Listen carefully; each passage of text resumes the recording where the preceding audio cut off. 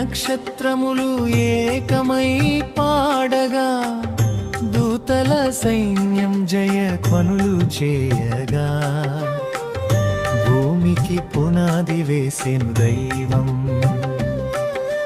సర్వ సృష్టికి యేసే మూలం. ఆదియందు దేవుడు భూమి ఆకాశములను సృజించెను. త్రియేక దైవం తన పోలికలో నరులను నిర్మించెను. తండ్రి కుమారా పరిశుద్ధాత్మ, త్రియేక దైవం యెహోవా నామం. ఆదియందు దేవుడు భూమి ఆకాశములను సృజించెను.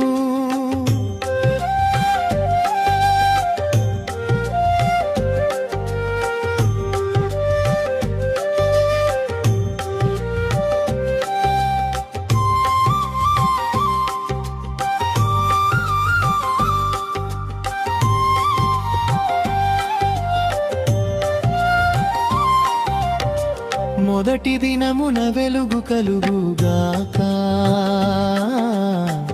అని పలికెను దైవము, అలాగునే జరిగేను.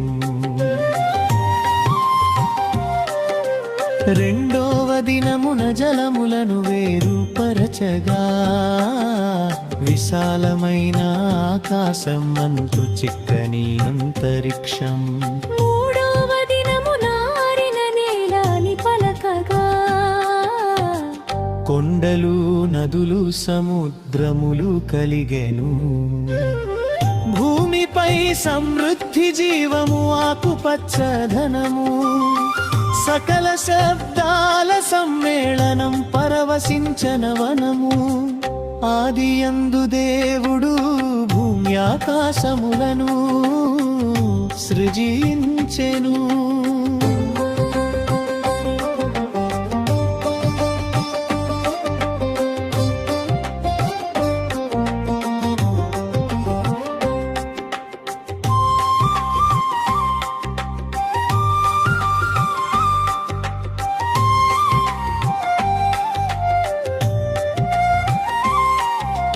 నాల్గవ దినము సూర్య చంద్ర నక్షత్రము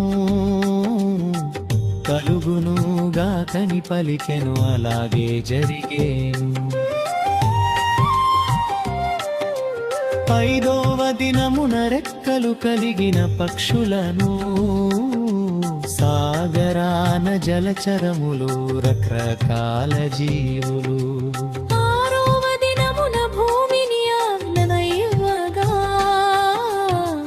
పుట్టెను జీవము కలిగిన పురుగులు జంతువులు. మట్టితో మనిషిని చేసి పోషేను జీవాత్మను, నరులు దేవుని స్తుతిస్తూ భూమిని ఏలుటకు.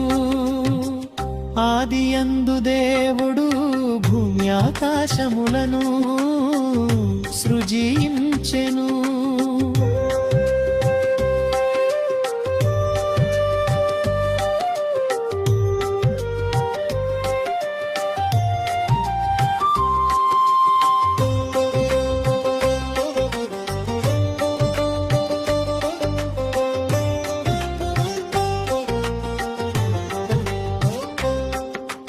ఏడవ దినమంతటిని పరిశుద్ధపరిచెను, ప్రభువు ఆత్మ మనతో నివసించుటకు.